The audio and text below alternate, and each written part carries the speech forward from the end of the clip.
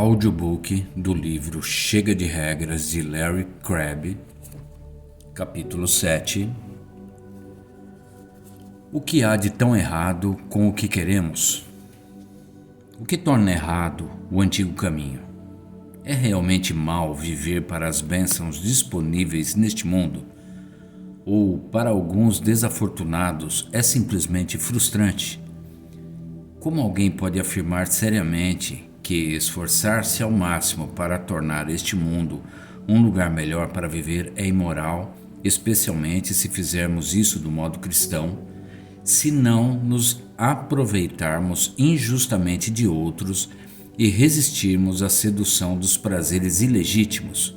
Suponhamos que nosso objetivo seja o significado espiritual e enchamos nossos dias com atividades de ministério, seguindo cuidadosa e seriamente nossos princípios bíblicos o melhor que pudermos. Podemos corromper a busca por satisfação numa procura egoísta, e isso seria errado, mas, se confiarmos em Cristo para suprir nossa vida com aventura, realização e senso de comunidade, não estaremos andando por um bom caminho? Não somos então seus discípulos? Um salvador do sofrimento e não do pecado. O dragão pode parecer uma pomba. Ele pode encorajar-nos a odiar filmes obscenos, aborto e estupro, e nunca perder o culto e a simpatizar com os amigos que estão sofrendo, enquanto todo o tempo nosso compromisso com uma vida melhor, como quer que a definamos, ocupa o primeiro lugar em nosso coração. A única mensagem firme que vem do mundo, da carne e do diabo é esta: procure a sua maior satisfação em qualquer outro lugar, menos em Deus. Jesus veio à Terra para dizer-nos que Ele é o caminho e a verdade e a vida. Sua morte abriu o caminho para a presença de Deus, a maior bênção de todas. Seus ensinamentos tornaram clara a verdade de que a vida não consiste numa volta aos confortos do Éden nem na entrada das bênçãos dos céus. A vida verdadeira é conhecer a Deus. Jesus afirmou isso, e a vida é o próprio Cristo, não o pão que pode multiplicar ou o cadáver que ressuscitou, mas Ele mesmo. Estar nele, tê-lo em nós, viver com a sua energia, buscar seus propósitos, amar o que Ele ama, vê-lo formar-se em nós até que sejamos realmente como Ele. Isso é vida. Ela pode ser desfrutada tanto no infortúnio quanto na riqueza, num leito de hospital ou numa cadeira de convés num cruzeiro, ou quando se deixa um tribunal de divórcio no qual nunca pensou que estaria, ou numa festa surpresa celebrando 50 anos de seu maravilhoso casamento. Quando vivemos no antigo caminho, não acreditamos no que Jesus disse. Annie Graham Lotz não está cometendo esse erro. Eu ouvi uma fita dela onde recapitulou algumas dificuldades em sua vida. Depois disse: não me deem simpatia, não me deem conselhos, nem sequer me deem um milagre. Deem-me apenas Jesus. O antigo caminho vê as coisas de modo diferente. O dragão sugere pensativamente: você quer realmente Jesus? É Ele que pode restaurar seu casamento, proporcionar grandes ideias que realmente funcionam sobre como criar seus filhos e fazer progredir o seu ministério. Jesus ensina princípios pelos quais viver. Ele oferece métodos para seguir que lhe darão a vida que deseja. O que deve fazer para ser salvo de uma vida insatisfatória e relacionamentos tensos? O que deve fazer para ser salvo da perseguição e dos problemas? Ele lhe dirá. Vá até ele para descobrir o que deve fazer para que a sua vida funcione. Estou aprendendo a distinguir entre a voz do dragão e do Espírito. O dragão tira minha atenção da pessoa de Cristo como fonte de alegria mais profunda para as bênçãos da vida, como o que realmente preciso para ser feliz. Se essas bênçãos só podem ser obtidas mediante pecado evidente, ótimo. Se viver uma vida cristã positiva mantém a vida operante, isso também é ótimo. O dragão não se importa, contanto que eu busque a vida melhor de bênçãos.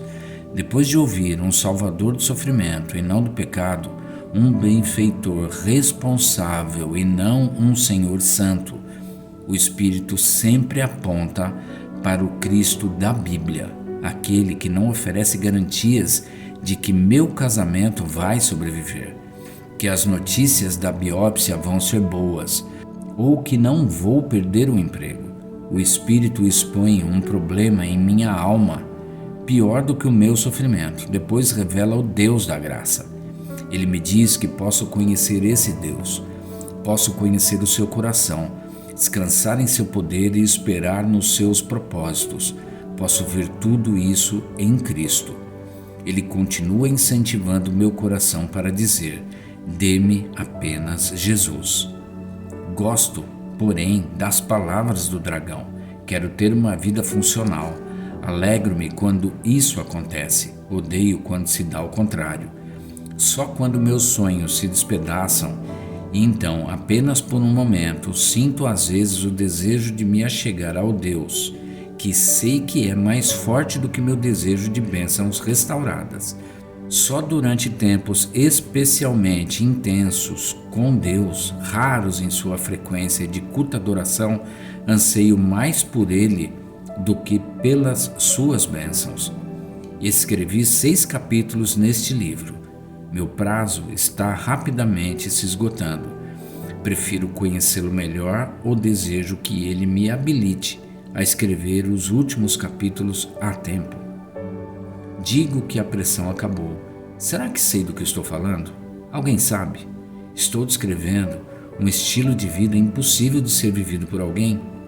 Estou saindo de minha habitação coletiva para o sujo cortiço que todos chamamos de lar e falando de um refúgio que jamais gozaremos? Talvez fosse melhor pegar uma mangueira e limpar a rua, tratar de melhorar nosso casamento, tornar nossos filhos mais responsáveis, nossas amizades mais íntimas, nossos ministérios mais eficazes e nossos corpos mais esbeltos e saudáveis. Em vez disso, estou escrevendo um livro sobre como viver para a melhor esperança de me achegar a Deus, sobre como viver não para tornar melhor a nossa vida, mas para agradá-lo e revelá-lo aos outros. Será que tenho ideia do significado disso? É possível que dê realmente valor ao que Cristo pode fazer por mim nesta vida mais do que valorizo a oportunidade de conhecê-lo melhor? Será que já obtive mais prazer passando tempo com Ele do que viajando de férias com minha mulher, observando meus filhos estarem em boa situação ou carregando os meus netos? Há realmente mais alegria em conhecer Cristo do que ficar de pé diante de grandes multidões, ver coisas boas acontecerem e ganhar dinheiro além disso? É sobre isso que estou escrevendo. Estou em águas profundas. Não tenho certeza de que sei nadar.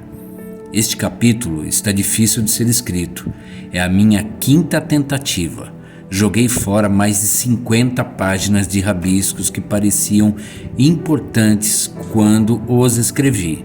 Estou reescrevendo agora o que pensei que fosse a versão final. Comecei este livro declarando que há mais coisas à nossa espera em Jesus Cristo do que ousamos imaginar. Deixar tudo para conhecê-lo melhor é realmente bom para nós. Creio nisso. Quando escrevi esta sentença introdutória, a paixão fluía de mim. Será que desapareceu? Não devo tentar recuperá-la. Esse seria o antigo caminho. Devo, pelo contrário, buscar a Jesus. Devo achegar-me a Deus. É útil saber que isso pode ser feito, que o caminho para Deus foi aberto, que os recursos necessários para a viagem foram previstos e que o Espírito pode agitar as águas que nos levarão para a presença de Deus, como uma fonte carrega uma folha. É bom também nos convencermos de que qualquer outra prioridade é maligna. Vamos falar mais sobre 2 pontos: que o novo caminho pode ser e foi palmilhado, e que o antigo caminho é mau. Temos mais à nossa disposição do que ousamos imaginar. Primeiro, algumas lembranças de que o novo caminho foi palmilhado. Pascal, cujas sentenças fragmentadas de êxtase estão nas linhas de abertura deste livro, é apenas um da grande nuvem de testemunhas de verdade de que a realidade sobrenatural pode entrar em nossas vidas e jorrar de nossas almas, e que algumas vezes faz realmente isso. João é outra. Era um domingo, há cerca de 2000 anos, quando João escreveu sobre o acontecido. Ele nos conta que foi em espírito, indicando, segundo penso, que alguma sensação de expectativa o dominou, provavelmente depois de muitos dias desesperados, esperando em Deus para encontrá-lo na rocha que chamava de lar. O apóstolo era um homem velho, vivendo preso numa ilha deserta, exilado ali pelo crime de pregar os ensinamentos de Jesus, comendo mal, dormindo sem conforto, trabalhando arduamente, como nenhum rapaz de 20 anos suportaria, sabendo que o grupo de discípulos se fora, a maioria deles martirizada, e desanimado pela condição espiritual de várias igrejas locais. Se tivesse seguido a Cristo na esperança de uma vida melhor, estaria àquela altura dolorosamente desiludido. Mas então Cristo apareceu a ele. Note-se, porém, o que não aconteceu nessa ocasião. Cristo não levou um colchão para João, não pôs uma mesa com iguarias finas, não tirou João magicamente de Patmos e o colocou no continente para dirigir seminários em Sardes e Laodiceia. O que aconteceu realmente foi muito melhor. O Espírito revelou Jesus Cristo. Posso ouvir João dizendo: minha vida é triste, mas não peço simpatia, nem ajuda, nem um milagre. Apenas dê-me Jesus. E foi isso que o Espírito deu. É uma oração a que Deus quase sempre responde. O Jesus que João encontrou naquele dia não apareceu como o marceneiro amável, o professor bondoso, o bom amigo que certa vez convidara João para inclinar-se sobre o seu peito depois do jantar. Ouça João descrever o Jesus que viu naquele dia. A sua cabeça e cabelos eram brancos como alva-lã, como neve, os olhos como chama de fogo, os pés semelhantes ao bronze polido, como que refinado numa fornalha, a voz como voz de muitas águas. Tinha na mão direita 7 estrelas, e da boca saía-lhe uma afiada espada de 2 gumes. O seu rosto brilhava como o sol na sua força. Não é de admirar que quando João ouviu, caiu aos seus pés como morto. Não lhe ocorreu nem por um momento dizer: pode tirar-me desta rocha? Eu gostaria muito de uma xícara de café quente. Este lugar terrível está muito frio. Jesus Cristo está mais ao nosso dispor do que ousamos imaginar. Há mais em Jesus Cristo do que jamais sonhamos. Experimentamos tão pouco dele quando nos aproximamos da sua pessoa só para pedir. Saboreamos tão pouco do respeito que silencia a boca, interrompe as queixas, aprofunda o desejo criado pela presença quando pensamos mais sobre os nossos problemas e como resolvê-los do que sobre encontrar-nos com Ele. Experimentamos tão pouco da alegria que nos sustenta no sofrimento e da esperança que nos serve de âncora em meio aos sonhos estilhaçados quando vamos a Ele procurando um caminho que nos leve para longe das dificuldades em vez do caminho para a sua presença. Em suas expressões imprevisíveis de misericórdia, O Espírito nos dá vislumbres de Cristo que nos enchem de realidade sobrenatural e fazem brilhar uma luz na entrada do novo caminho. Levei recentemente meu filho mais moço ao aeroporto. Enquanto nos despedíamos, ele me entregou um cartão de Dia dos Pais. Antes de ir embora, li as palavras pessoais que escrevera. Elas vieram do Espírito de Deus trabalhando em meu filho para a minha alma árida, para um coração mais sensível à ausência de Deus do que à sua presença. Elas são pessoais demais para compartilhar. Senti-me tocado em pontos profundos enquanto voltava para casa. Dentro de minutos estava chorando. Por alguma razão, visualizando meus últimos momentos na terra antes de ver Jesus. Minha família me rodeava. Sentia amor indescritível enquanto olhava para eles, grato, além das palavras, por cada um. Depois disse a ele: Deus me deu vocês, e agora estou prestes a vê-lo. Vou ver Jesus, vou vê-lo. Em breve estarão comigo, contemplando a Ele. Alegria além de alegria, plenitude de alegria. Morro feliz. O momento então passou. Meus olhos secaram e segui para casa. Paguei algumas contas, molhei as plantas e respondi a alguns telefonemas. Mas o momento foi real. Jesus Cristo está ao nosso dispor mais do que ousamos imaginar. Aceitamos tão menos, deleitamo-nos tão pouco nele. Por quê? É porque não vivemos como deveríamos? Se nossa falha em corresponder aos padrões divinos é a causa de nossa experiência pobre de Jesus, não há esperança. Jamais corresponderemos, nem por um minuto, e nunca faremos isso até estarmos em casa. Um insulto a Deus. Esse não é, no entanto, o problema central. Vou abordar agora o meu segundo ponto.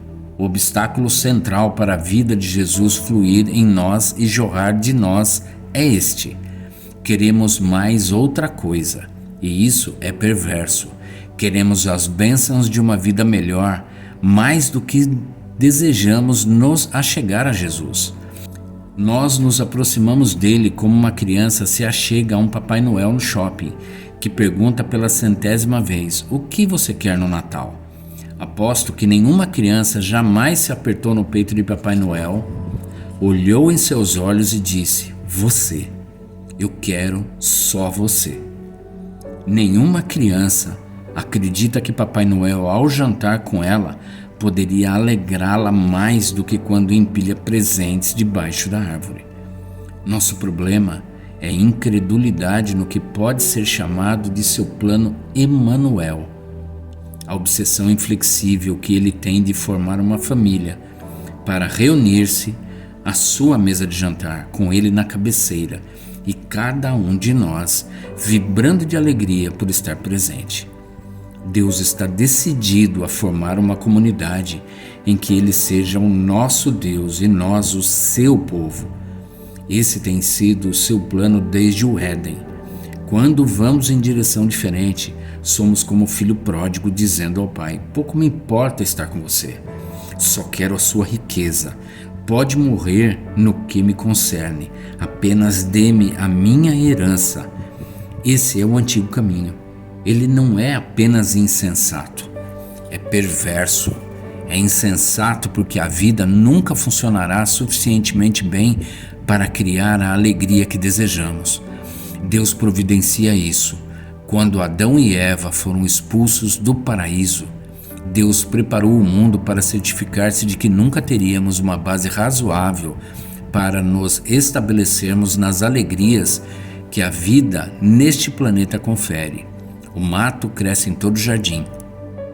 Toda vez que tentamos removê-lo, um espinho pica nosso dedo.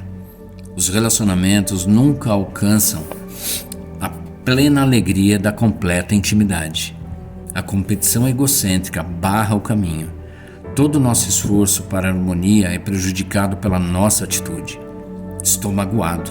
Você falhou. E nosso foco está voltado para o que o outro pode fazer para satisfazer nossos desejos. Não conseguimos agir como devemos. Não conseguimos ter uma vida funcional. Isso nunca acontecerá até o céu. Todavia, como cavadores de poços, passando por um poço já cavado e forçando nossas pás na terra seca, tentamos descobrir o que podemos fazer para encontrar a água desejada. A maioria de nossas orações consiste de um pedido para que Deus guie nossas pás para onde as fontes se escondem por baixo da terra endurecida. Certo dia, Jesus dirigiu-se a um grupo de cavadores de poços. Vocês estão com sede? Sabem disso, mas não sabem que estão com sede de mim. Venham até mim. Deixem as pás. O poço já foi cavado. Venham beber a água que eu dou. Venham à minha mesa. Comam o que é bom. Deixem suas almas se deleitarem no melhor dos alimentos. Não há alimento mais rico do que o relacionamento comigo. Estou à disposição. Venham. Todavia, continuamos no antigo caminho, dando mais valor à vida melhor que Jesus pode dar-nos do que à esperança melhor de conhecê-lo bem. Isso é inútil e perverso. Nós o tratamos com desprezo, rejeitando seu convite para nos achegarmos a ele, e tentamos, em vez disso, esforçar-nos para seguir os princípios que julgamos nos trarão as bênçãos desejadas. Podemos encontrar Jesus, e a esperança desse encontro supera de muito a esperança de uma vida melhor neste mundo. Essa é a primeira coisa que devemos saber.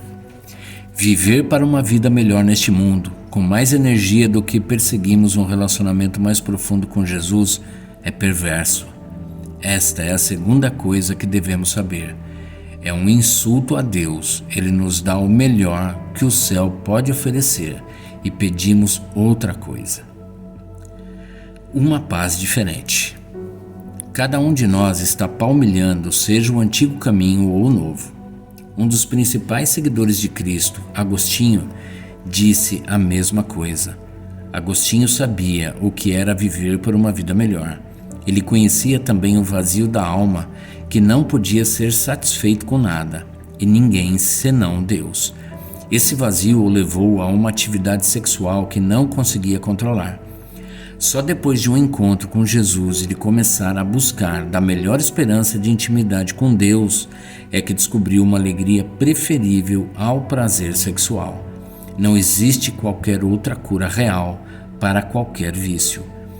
Ele escreveu mais tarde sobre duas cidades que juntas afirmam que toda pessoa viva habita nelas, seja numa ou noutra. Uma das que vivem segundo o Espírito, cada uma escolhe seu próprio tipo de paz e, quando conseguem o que desejam, vive na paz de sua própria escolha. Há uma paz dada pelo mundo. É a tranquilidade de uma vida que funciona razoavelmente bem. Relacionamentos decentes, saúde adequada, recursos suficientes para gozar a vida, trabalho significativo. Os cidadãos da cidade do homem seguem os princípios básicos deste mundo, a fim de alcançar sua meta, e ao alcançá-la, gozam de certa paz por algum momento. Essa espécie de paz, porém, nunca sobrevive à morte. Jesus oferece uma paz diferente. A minha paz vos dou, não vou-la dou como a dá o mundo.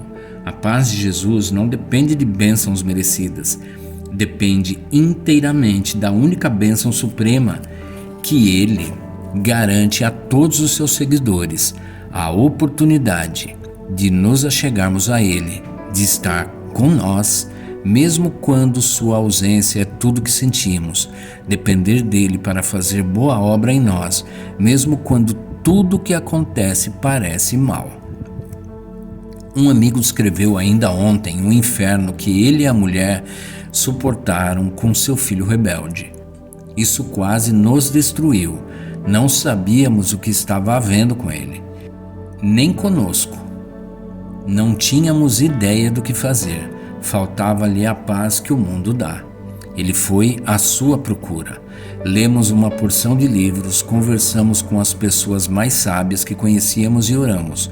E como oramos? Suplicamos a Deus que nos dissesse o que fazer, que nos desse sabedoria, que nos mostrasse como chegar até nosso filho.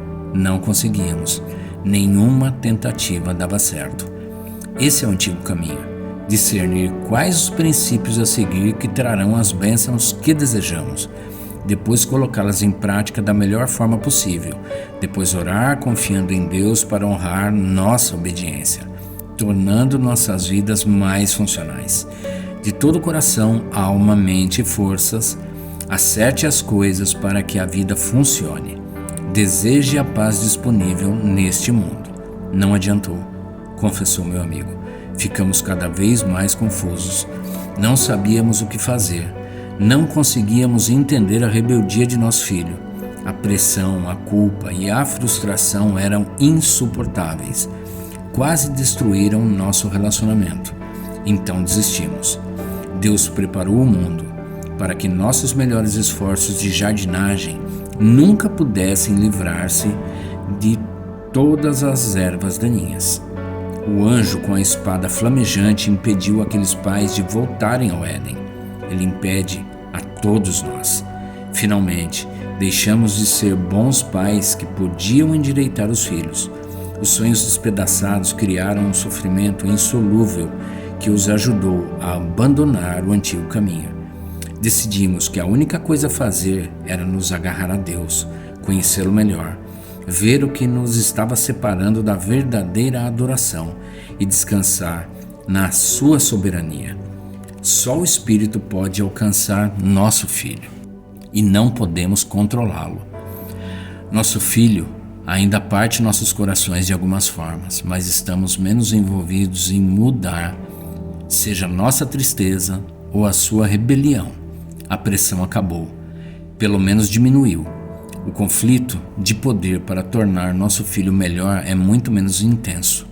Penso que nos tornamos em pais mais sábios, com certeza mais relaxados, e nosso filho está mostrando alguma evolução. Somos sinceramente gratos. Nós o amamos, mas endireitá-lo não é mais a nossa meta. Continua sendo certamente um desejo bastante forte, mas não é o nosso alvo. Meu amigo está descobrindo um novo caminho.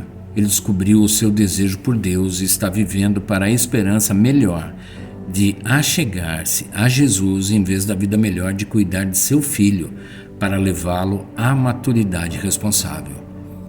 O antigo caminho é perverso, como Agostinho nos lembra. Quando o homem vive de acordo com os homens e não de acordo com Deus, se compara ao diabo. Mas a pressão cessou. O novo caminho está disponível. Vinde a mim, todos os que estáis cansados e sobrecarregados, e eu vos aliviarei.